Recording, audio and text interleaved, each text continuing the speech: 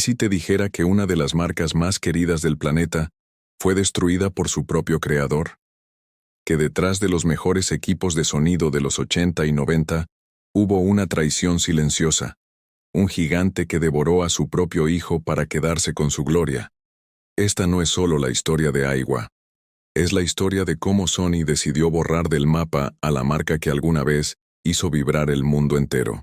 Quédate, porque lo que estás a punto de escuchar te va a cambiar la forma en la que ves a la industria del sonido para siempre. Japón, año 1951. Apenas habían pasado 6 años desde el final de la Segunda Guerra Mundial, y el país seguía levantándose de entre los escombros. Las ciudades estaban destruidas, la economía en ruinas, y el pueblo japonés intentaba reconstruir no solo sus hogares, sino también su identidad.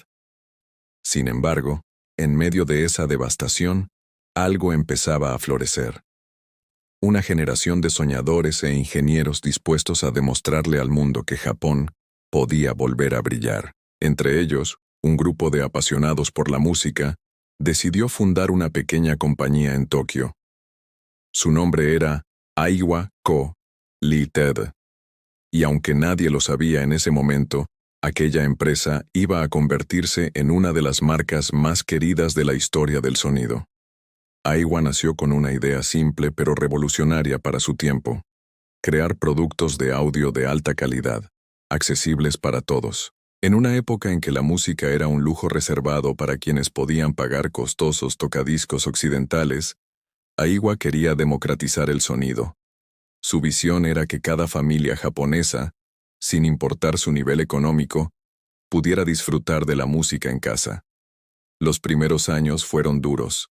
Aiwa era una empresa pequeña, sin respaldo financiero, sin fábricas modernas, y sin la fama de otras corporaciones emergentes como Toshiba o Matsushita, hoy Panasonic. Pero su mayor fortaleza no estaba en el dinero, sino en la obsesión por la perfección. Sus ingenieros trabajaban jornadas interminables en talleres improvisados, experimentando con materiales, bobinas y cintas magnéticas, buscando una manera de capturar el sonido con la máxima fidelidad posible. Y lo lograron. Aiwa comenzó fabricando micrófonos dinámicos para radios y estudios, que pronto se convirtieron en un estándar en Japón por su durabilidad y pureza de sonido. Eran herramientas pequeñas, pero de una calidad asombrosa, diseñadas con el meticuloso cuidado que luego caracterizaría a toda la industria japonesa. En 1959, Aiwa dio su primer gran salto al fabricar su propia grabadora de cinta abierta. A diferencia de los modelos estadounidenses o europeos, los equipos de Aiwa eran compactos, elegantes y más fáciles de usar. Esto le permitió entrar en un mercado en plena expansión, el de los hogares y escuelas japonesas que querían modernizarse. Por primera vez, miles de familias podían grabar su propia voz, conservar sus canciones favoritas o escuchar lecciones educativas en cinta. Era un avance cultural tanto como tecnológico. Durante la década de los 60, Aiwa consolidó su reputación como pionera en audio portátil y doméstico. Sus productos no eran lujosos, pero transmitían algo que el público adoraba: autenticidad. No eran máquinas para presumir, sino para disfrutar. En una sociedad que valoraba la humildad y el trabajo bien hecho, Aiwa representaba exactamente eso, el espíritu japonés aplicado a la música. Mientras tanto, Japón comenzaba su milagro económico. Las fábricas crecían, los trenes bala recorrían el país, y el país entero respiraba innovación. Y entre los nombres que aparecían con fuerza en los catálogos de electrónica, uno empezaba a resonar con poder propio: Sony. Sony, fundada en 1946, tenía una filosofía diferente. Mientras Aiwa buscaba acercar la tecnología a la gente común, Sony soñaba con conquistar el mundo. Su ambición no conocía límites: radios de bolsillo, televisores portátiles, cintas magnéticas. Y aunque en un principio ambas empresas parecían competir en ligas distintas, el destino las uniría de una forma inesperada. Aiwa había demostrado tener un talento excepcional para desarrollar productos sólidos, de gran calidad técnica, pero con márgenes pequeños. Sony, en cambio, tenía una maquinaria comercial capaz de transformar cualquier innovación en un fenómeno global. Esa diferencia de filosofía, el corazón contra el poder, definiría todo lo que vendría después. En 1964, Aiwa lanzó su primera grabadora de casete, adelantándose incluso a muchas de sus rivales. Fue un producto discreto, pero marcó un antes y un después. El sonido se volvía verdaderamente portátil y personal. Ya no hacía falta un tocadiscos ni carretes enormes de cinta. Bastaba un casete pequeño y manejable para llevar tu música a cualquier parte. Japón comenzaba a enamorarse del audio, y Aiwa estaba justo en el centro de esa revolución. Para finales de la década de 1960, Aiwa era reconocida como una marca sólida, confiable y cercana. Había construido su prestigio no a base de marketing, sino de confianza, pero en el horizonte se avecinaba un cambio que lo transformaría todo. En 1970, Sony decidió adquirir la mayoría de las acciones de Aiwa. Oficialmente era una alianza para fortalecer el mercado japonés del audio. Extraoficialmente, era el movimiento que daría inicio a una guerra silenciosa, una de las más fascinantes y trágicas en la historia de la tecnología japonesa. Aiwa, la marca del pueblo, acababa de entrar al imperio del gigante, y aunque nadie lo sabía todavía, esa unión sería el comienzo de una batalla que duraría más de 3 décadas. Una guerra donde el sonido sería el campo de batalla y la identidad, el precio a pagar. 1970 fue un año decisivo para la industria japonesa del audio.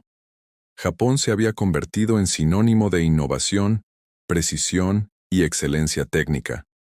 Las casas japonesas ya no solo tenían radios, tenían equipos de sonido.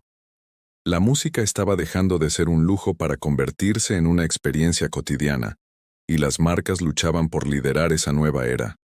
En ese escenario, Aiwa se había ganado una reputación brillante.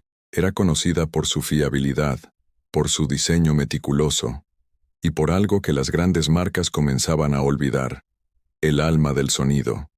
Cada grabadora, cada micrófono, cada reproductor que Aiwa lanzaba, llevaba consigo esa filosofía japonesa de Monozukuri, la dedicación artesanal a crear algo perfecto, funcional y hermoso. Pero su éxito tenía un límite. Aiwa era pequeña, no tenía el músculo financiero para expandirse al extranjero, ni el poder de marketing para competir con gigantes como Panasonic o Sharp. Y justo ahí, en esa vulnerabilidad, apareció Sony. Sony, para ese momento, ya era una superpotencia tecnológica. Su nombre representaba el futuro, la modernidad, la juventud. Habían conquistado el mundo con el radio transistor y estaban preparando algo aún más revolucionario: una experiencia musical completamente portátil. Pero para dominar todos los segmentos del mercado, necesitaban una segunda marca, una que pudiera atender al público medio sin manchar la imagen de lujo que Sony había construido. Fue entonces cuando Sony decidió comprar la mayoría de las acciones de Aiwa. La noticia sacudió a la industria japonesa. El gigante absorbía al pequeño fabricante que todos respetaban. Oficialmente, la unión se presentó como una alianza para fortalecer la innovación. Pero dentro de los pasillos, la historia era muy diferente. Aiwa seguía funcionando como una empresa independiente, con sus propios equipos de ingeniería y su propia visión. Sus diseñadores no querían convertirse en una sombra. Ellos querían seguir innovando, seguir compitiendo, seguir creando. Pero poco a poco, las decisiones corporativas comenzaron a cambiar. Sony imponía sus estándares, sus costos, sus prioridades. Aiwa debía ahora concentrarse en el segmento medio y económico del mercado, dejando los productos premium para la marca principal. Era como decirle a un artista que dejara de pintar en óleo para dedicarse a hacer copias. Sin embargo, Aiwa no se rindió.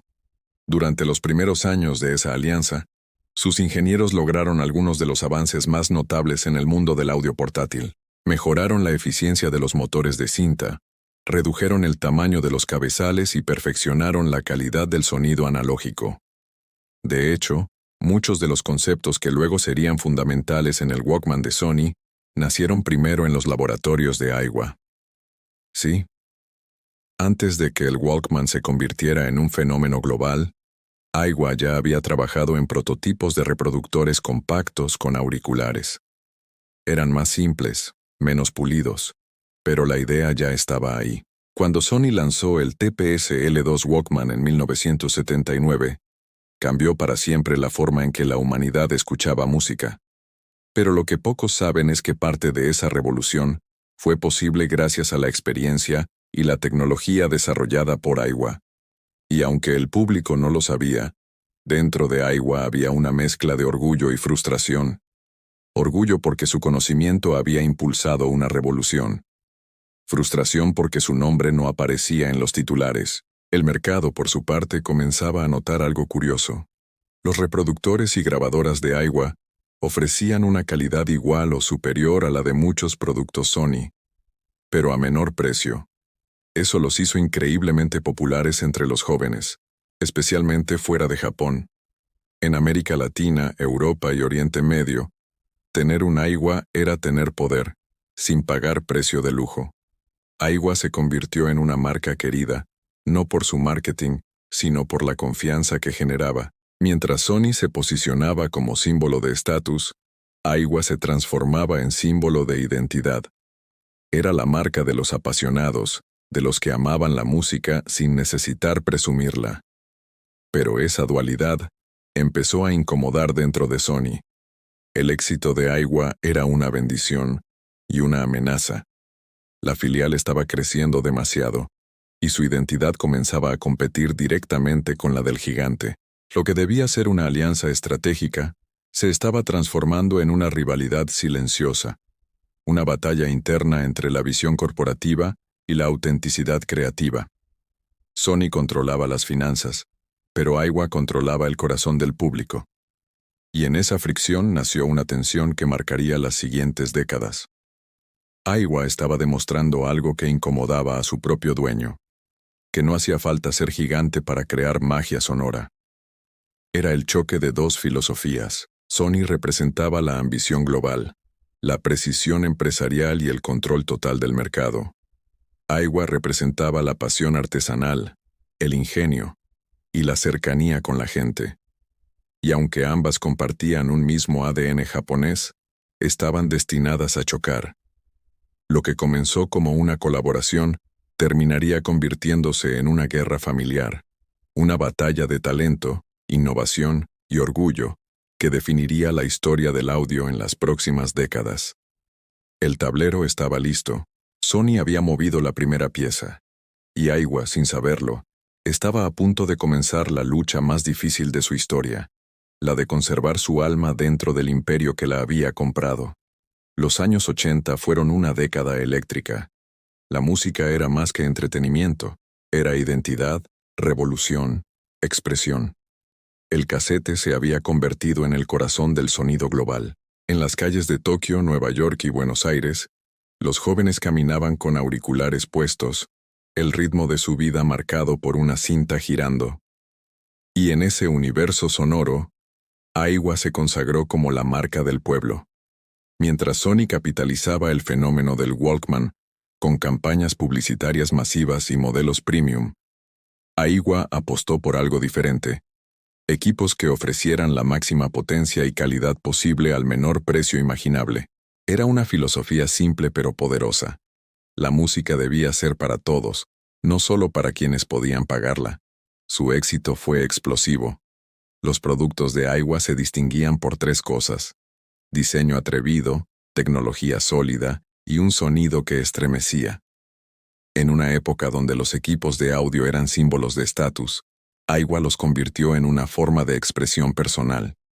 Aiwa entendió antes que nadie que el hogar era el nuevo escenario del entretenimiento. Durante los 80, lanzó una serie de mini-componentes estéreo que marcaron a toda una generación.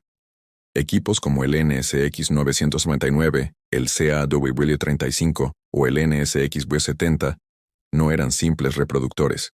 Eran bestias musicales con ecualizadores gráficos, doble casetera, luces LED, paneles digitales y una potencia de sonido que hacía temblar los vidrios. Cada hogar que tenía un Aiwa se convertía en una pequeña discoteca. Las fiestas, los bailes, las reuniones familiares, todos recordaban ese instante en que las luces del equipo se encendían y el bajo hacía vibrar el suelo. Era magia tecnológica al alcance de todos. Sus sistemas combinaban ingeniería japonesa con estética moderna.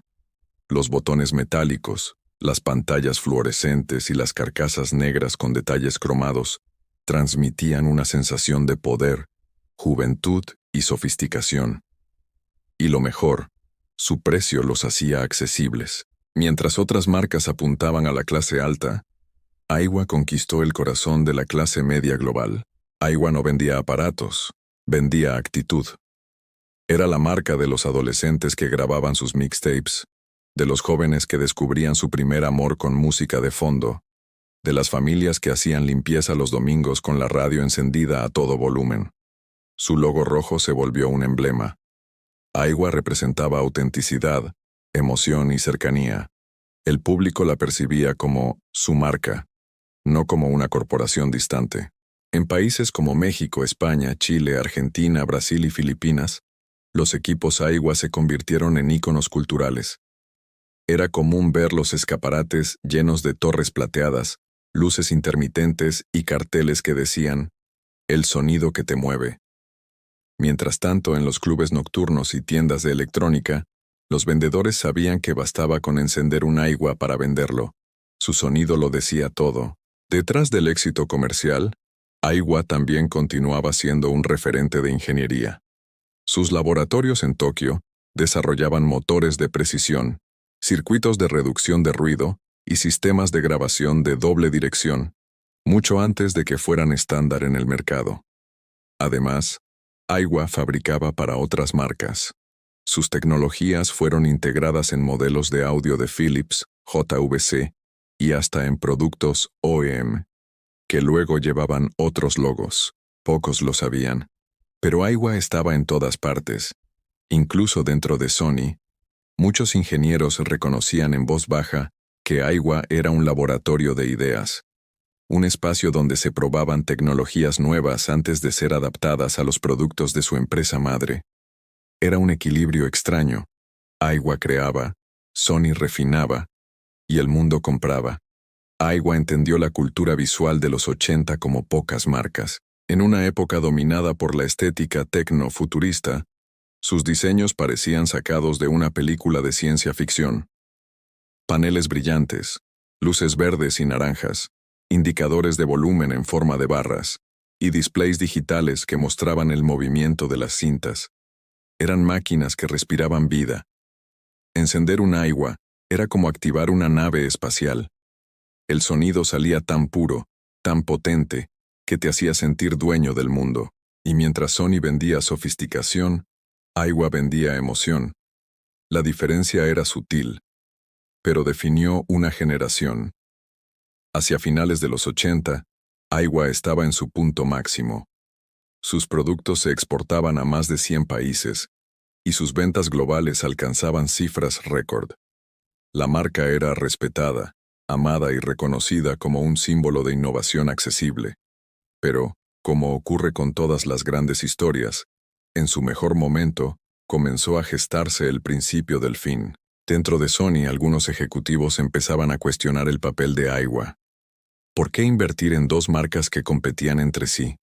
¿Por qué dejar que una subsidiaria más económica robara clientes a los modelos premium? El conflicto que había empezado en silencio en los años 70 estaba a punto de explotar. Aiwa había conquistado el mundo, pero su propio éxito había encendido las alarmas dentro del imperio. El gigante no toleraría otra estrella en su cielo, y lo que estaba por venir sería una batalla interna tan despiadada como inevitable. La década de los 90 comenzó con promesas de un futuro brillante. El mundo se digitalizaba, los CD reemplazaban a los casetes, y la música pasaba de ser analógica a convertirse en una secuencia de ceros y unos. Era el nacimiento de una nueva era tecnológica, pero también el principio del fin para las marcas que no supieron adaptarse a tiempo. Aiwa, que durante los 80 había sido sinónimo de juventud, energía y accesibilidad, entró a los 90 con un pie en el pasado y otro en la incertidumbre. Sus minicomponentes seguían dominando los escaparates, pero el mercado cambiaba a una velocidad brutal. Los consumidores pedían diseños más delgados, interfaces digitales y compatibilidad con CD, MP3 y nuevas tecnologías portátiles. Por fuera, todo parecía estable, pero por dentro, Aiwa estaba en crisis. Una crisis silenciosa, disfrazada de éxito, alimentada por tensiones corporativas que crecían día a día. Desde la adquisición de la mayoría de sus acciones, Sony controlaba el destino de Aiwa. Y durante los 80, ese control había sido discreto. Pero en los 90, Sony cambió de estrategia. Quería consolidar su dominio absoluto sobre el mercado del audio. Para lograrlo, comenzó a reabsorber lentamente a su propia hija. Las decisiones más importantes ya no se tomaban en las oficinas de Aiwa, sino en las torres corporativas de Sony en Minato, Tokio. Los presupuestos se reducían, los lanzamientos se retrasaban, los equipos de diseño eran reasignados o reemplazados. Y lo más grave, los proyectos más innovadores de Aiwa eran bloqueados o redirigidos a Sony antes de ver la luz. Aiwa se había convertido, sin darse cuenta, en un laboratorio silencioso del gigante. Los ingenieros seguían creando, soñando, mejorando, pero muchas de sus ideas terminaban siendo implementadas bajo la marca Sony. Los aplausos iban siempre para el gigante, mientras Aiwa quedaba en la sombra. Pese a las limitaciones, Aiwa intentó mantenerse fiel a su filosofía, producir equipos de alta calidad para todos los bolsillos.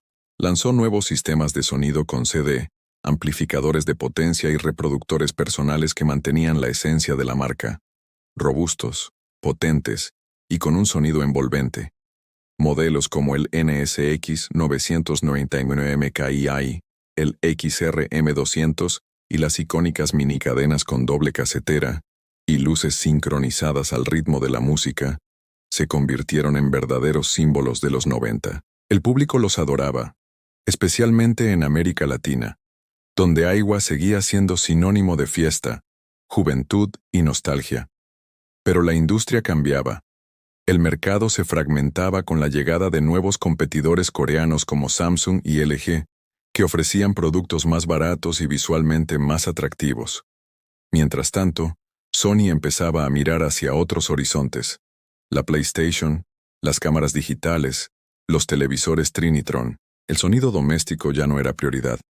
Y Aiwa, atrapada en medio, comenzó a ser vista como un estorbo dentro del imperio. Sony empezó a limitar la distribución internacional de Aiwa. Regiones enteras donde la marca tenía fuerza, como América del Sur y Oriente Medio, comenzaron a recibir menos modelos, menos repuestos y menos promoción. Las tiendas, confundidas, dejaban de exhibir sus productos. Poco a poco, la presencia de Aiwa en el mundo empezó a desvanecerse. Para los consumidores era un misterio. Los equipos seguían funcionando perfectamente, las ventas se mantenían, pero los nuevos lanzamientos ya no llegaban. Era como si Aiwa hubiera decidido desaparecer en silencio. Dentro de la empresa, la moral se desplomó. Muchos de los ingenieros más talentosos, aquellos que habían construido la identidad de la marca, comenzaron a irse. Algunos se unieron a empresas como Denon o Pioneer. Otros se retiraron con la tristeza de ver cómo su legado era absorbido por el gigante al que alguna vez admiraron. Sony, mientras tanto, mantenía la fachada. En conferencias y catálogos seguía presentando a Aiwa como una marca de la familia Sony, pero en la práctica, cada decisión la acercaba más a su final. A finales de los 90, Aiwa intentó un último golpe. Lanzó una serie de minicomponentes de nueva generación con conectividad digital, reproductores de CD triples y diseños futuristas que intentaban competir con el auge del audio moderno. También presentó nuevos Walkmans con acabados metálicos y versiones compactas de alta fidelidad, pero era demasiado tarde. El público joven ya no quería torres de sonido, quería portabilidad, minimalismo y estilo. El cambio cultural que Sony había ayudado a crear con el Walkman y luego con el Discman, ahora se volvía en su contra. La revolución que Aiwa ayudó a construir había cambiado de manos. Su tiempo se acababa.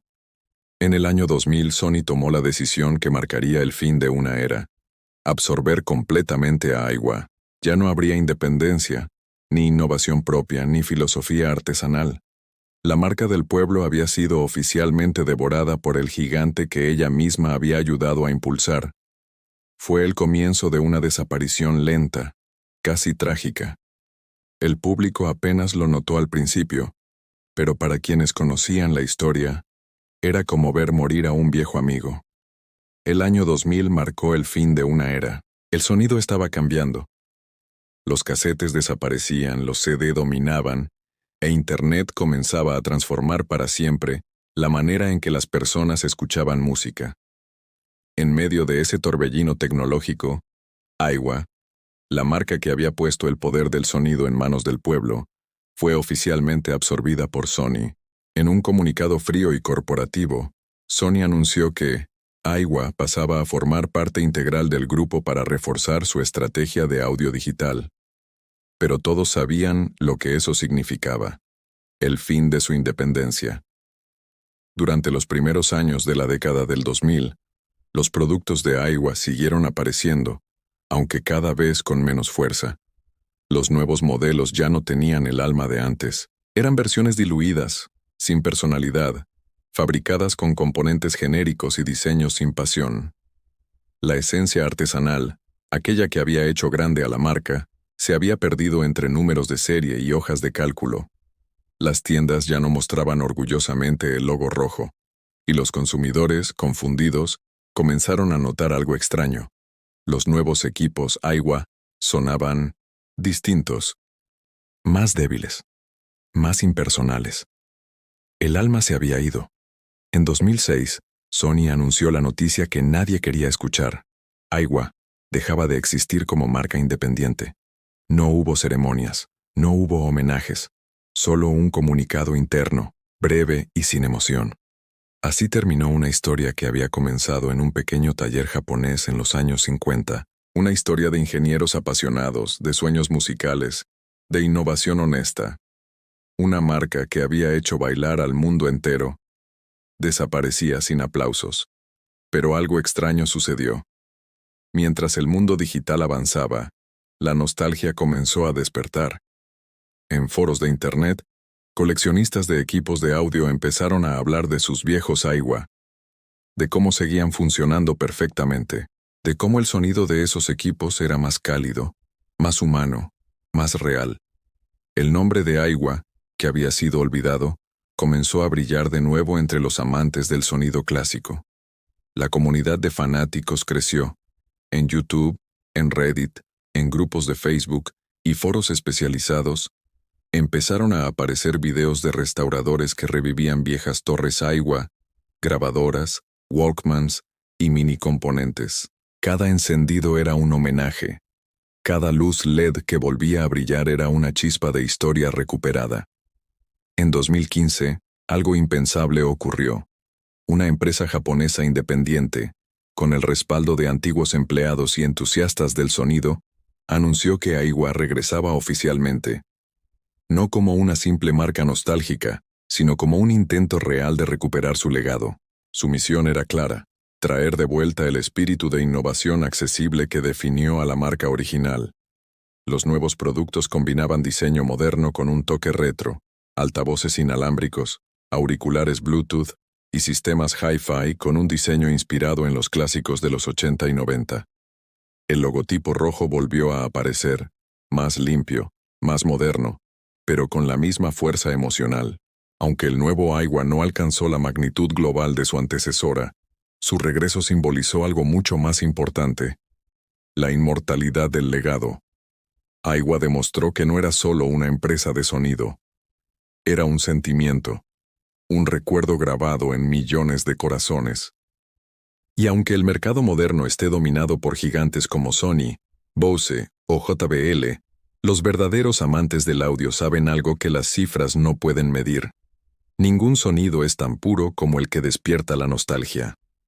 Hoy, los viejos equipos Aiwa siguen funcionando en casas de todo el mundo.